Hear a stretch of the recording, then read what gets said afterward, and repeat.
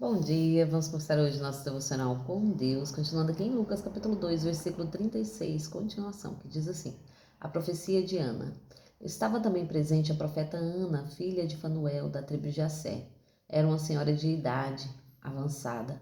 Tinha vivido com seu marido durante 7 anos depois de se casar, e desde então permanecia viúva até a idade de 84 anos. Jamais deixava o templo. Adorava a Deus, jejuando e orando dia e noite. Havendo chegado ali naquele exato momento, deu graças a Deus, proclamava acerca do bebê Jesus para todos os que anelavam pela redenção de Jerusalém. Depois de terem cumprido tudo quanto era requerido pela lei do Senhor, retornaram para sua própria cidade, Nazaré, na Galileia. E o menino crescia e se fortalecia, tomando-se em sabedoria e graça de Deus perante sobre todos. O menino Jesus no templo. Todos os anos seus pais viajavam até Jerusalém para celebrar a festa da Páscoa. Assim sendo, no ano em que completou 12 anos de idade, eles subiram à festa de acordo com a tradição. Encerrando as comemorações, voltando seus pais para casa, o menino Jesus ficou em Jerusalém, sem que eles notassem, imaginando que ele tivesse entre os muitos companheiros de viagem. Caminharam por um dia inteiro, então começaram a buscar entre os parentes e os conhecidos. Como não conseguiam encontrá-lo, retornaram a Jerusalém para procurá-lo. Após 3 dias, o acharam no templo, sentado na companhia dos mestres, ouvindo-os, propondo-lhes questões.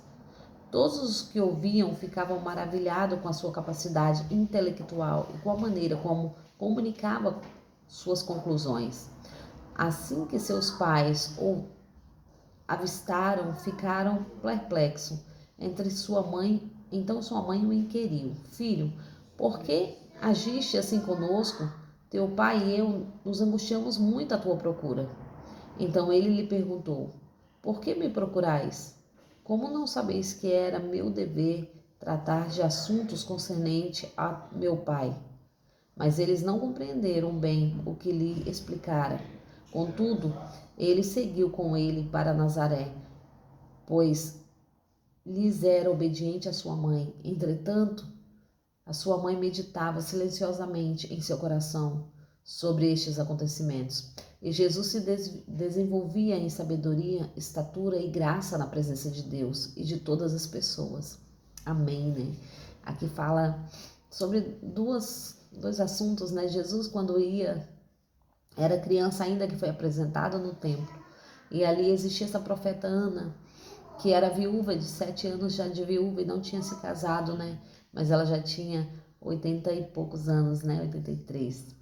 E o interessante era isso, né? Que ela sempre estava na casa do Senhor, buscando o Senhor. Como nós devemos fazer? Estar na casa de Deus, né? Esta mulher, dia e noite, permanecia na casa do Senhor, buscando e adorando.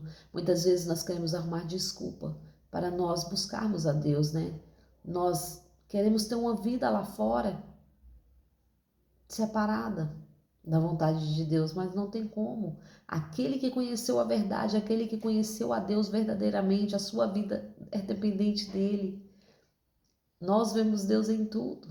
Não tem como separar Deus das coisas deste mundo, né? Nós vemos Deus na criação, nós vemos Deus no respirar, nós vemos Deus no vento, nós vemos Deus na natureza, nós vemos Deus no céu, nós vemos Deus na criação, nós vemos Deus nas pessoas. Então, como separar uma vida da vida com Deus? Não tem como. O nosso agir, o nosso respirar é Ele.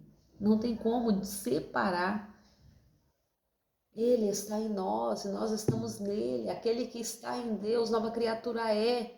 As coisas velhas já se passaram, eis que tudo se fez novo diante da presença do Senhor.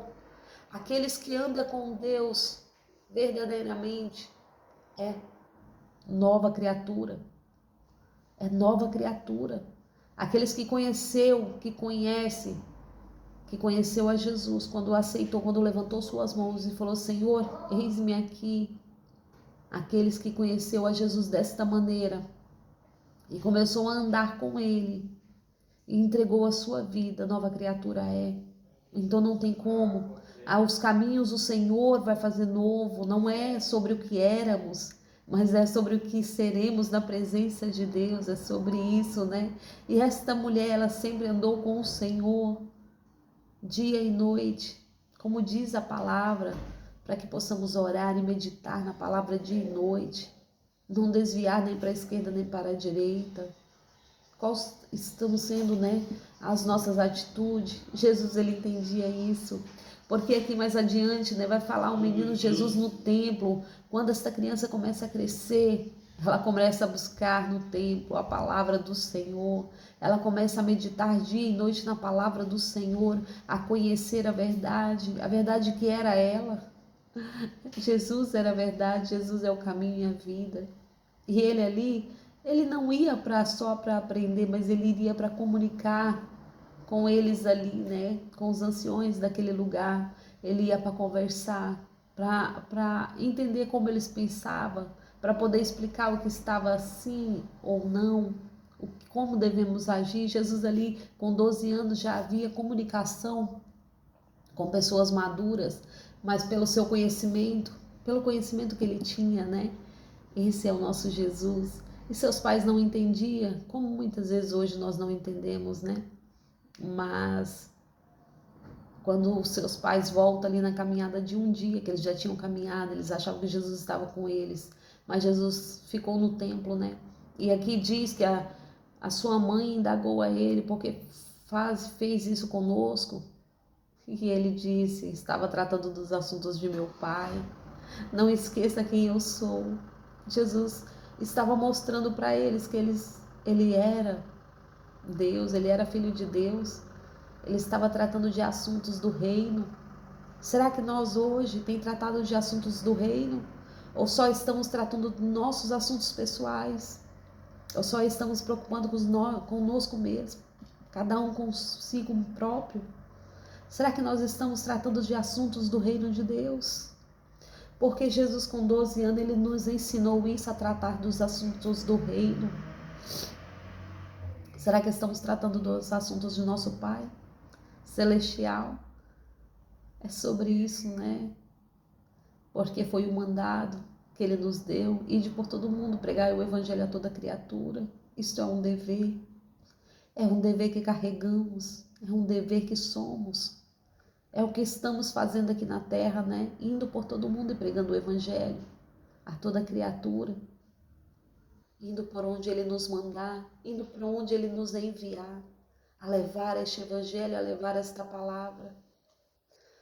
Quando nós aceitamos Jesus, já não é mais sobre nós, mas é sobre ele.